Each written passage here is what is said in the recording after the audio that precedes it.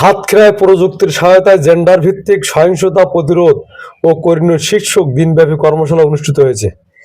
বিএনএনআরসি আয়োজনে এবং বেসরকারি উন্নয়ন সংস্থা অগ্রগতির ব্যবস্থাপনায় মঙ্গলবার সকাল 10:30টায় শহরের অদূরে অগ্রগতি রিসোর্টে সাতক্ষীরা প্রেস ক্লাবের সভাপতি জে মনিরুল ইসলাম মিনির সভাপতিত্বে প্রধান অতিথির বক্তব্য রাখেন সমাজসেবক ডিডি মোহাম্মদ সাইদুর রহমান।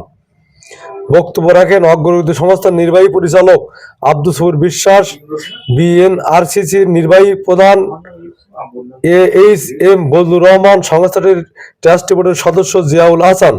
এ সময় সাতক্ষীরা প্রেস ক্লাবের 30 জন সাংবাদিক বক্তব্য রাখেন উপস্থিত ছিলেন। বক্তারা বলেন, প্রযুক্তির প্রসারে একদিকে আমাদের অগ্রগতি হয়েছে, অপরদিকে অপব্যবহারে মারাত্মক ক্ষতি হচ্ছে।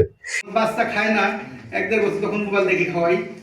আবার লেখাপড়া প্রযুক্তির উপরে দেয়, এই যে ছোট গান শুনিয়ে কার্টুন দেখে লেখাপড়া করাই।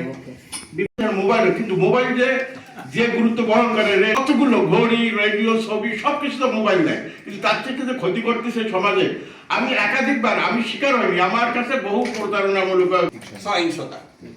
এখানে কিন্তু ধন্যবাদ জানাচ্ছি অগ্রগতি সংস্থা